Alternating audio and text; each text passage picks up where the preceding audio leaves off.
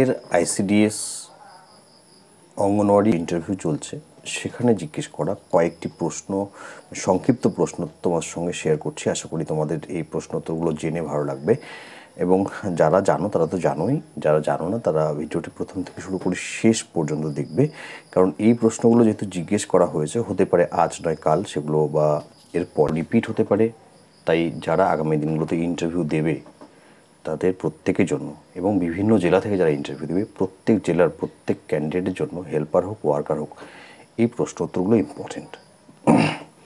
এই প্রশ্নটি বারবার করে জিজ্ঞেস করা হচ্ছে, ভিটামিন ই এর অভাবে কি হয়। তো আমি এর আগেও বলেছি, আরও একবার বলছি, যে বন্ধ্যাত্ব রোগ এবং হচ্ছে কি জনন ক্ষমতা হ্রাস পাওয়া, এটা ভিটামিন ই এর অভাবে হয়। ভিটামিন কে এর অভাবে কী হয়? ভিটামিন কে এর অভাবে রক্তক্ষরণ হয়, অথবা রক্ততঞ্চনে বা রক্ততঞ্চন ব্যাহত হয়। দুটো হলো। এবার দেখো যে কোশ্চেনটা করা হয়েছে, আমি লিখেছি, সেটা হলো যে কোন দুটো ভিটামিনকে অ্যান্টিঅক্সিডেন্ট বলা যেতে পারে বা বলা হয়, কোন দুটো ভিটামিনকে অ্যান্টিঅক্সিডেন্ট বলা হয়?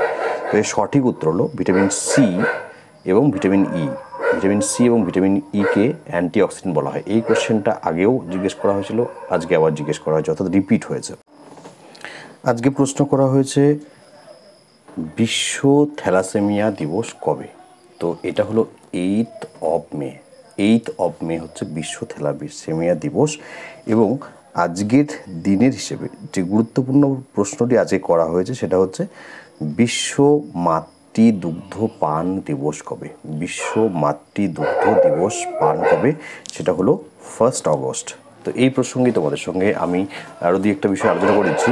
আগামী 3rd August হলো আন্তর্জাতিক বন্ধুত্ব দিবস। আগামী 3rd August হলো আন্তর্জাতিক বন্ধুত্ব দিবস, এবং 1 থেকে 7 আগস্ট হলো মাতৃদুগ্ধ পান সপ্তাহ। 1 থেকে 7 আগস্ট হলো মাতৃদুগ্ধ পান সপ্তাহ। যেমন 1 সেপ্টেম্বর থেকে 7 সেপ্টেম্বর বা সেপ্টেম্বর মাসের প্রথম সপ্তাহ হলো পুষ্টি সপ্তাহ।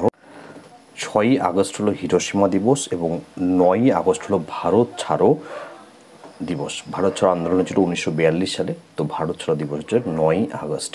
এবং 9ই আগস্ট হলো নাগাসাকি দিবস। তোমরা জানো হিরোশিমা ও নাগাসাকিতে যে পারমাণবিক বোমা ফেলা হয়েছিল, যার ফলে হাজার হাজার মানুষ ঝলসে গিয়েছিল, প্রাণ হারিয়েছিল, অনাথ হয়েছিল হাজার হাজার শিশু, এবং তারাও এবং তার পরবর্তীতে সেখানে যে সমস্ত বাচ্চারা জন্ম নিয়েছে, এবং ইভেন এখনও সেখানে সেই পারমাণবিক বোমার যে একটা আফটার এফেক্ট সেটা এখনও সেখানে আছে। জিজ্ঞেস করা হয়েছিল কোচবিহার জেলায় ব্লকের সংখ্যা কটি? তো তোমরা জানো এটা 12টি, এবং পঞ্চায়েত সমিতির সংখ্যা হচ্ছে 12টি, বিধানসভা হচ্ছে এখানে 9টি, এবং লোকসভা কেন্দ্র হচ্ছে 1টি। এবং লোকসভার যিনি এখানে সাংসদ নির্বাচিত হয়েছেন তার নামটা তোমরা অবশ্যই মনে রাখবে। আমাদের কোচবিহার জেলার যিনি এই মুহূর্তে সাংসদ তার নাম হলো জগদীশ চন্দ্র বর্মা বসুনিয়া। এবং তোমরা অবশ্যই তোমাদের নিজের নিজের ব্লকের যে 9টি বিধানসভা কেন্দ্র রয়েছে এবং 9 জন যে এমএলএ রয়েছে কোচবিহারে, তোমরা তোমার নিজের ব্লকের এমএলএর নাম অবশ্যই এটা জেনে যাবে, কারণ এটা কিন্তু প্রশ্ন করা হচ্ছে।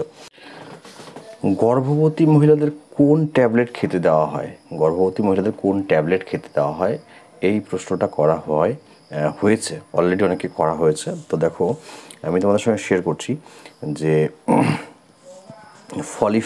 ফলিফার নামে একটি ট্যাবলেট দেওয়া হয়, যেটা খুব সম্ভবত গর্ভবতী মহিলাদের 3 মাস খেতে হয়।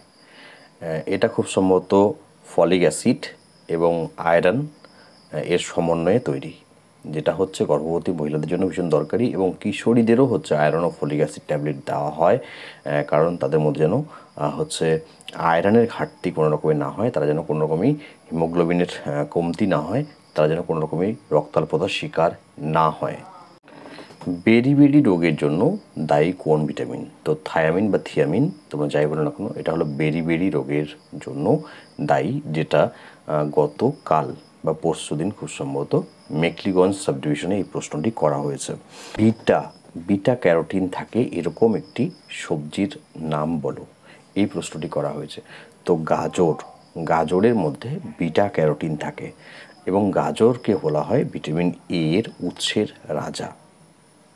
তো তো এই কিছু প্রশ্ন ছিল, সংক্ষিপ্ত প্রশ্ন তোমাদের সঙ্গে শেয়ার করলাম। আশা করি এই প্রশ্ন উত্তরগুলো তোমাদের যারা জানতে না তাদের এটা জেনে ভালো লাগবে।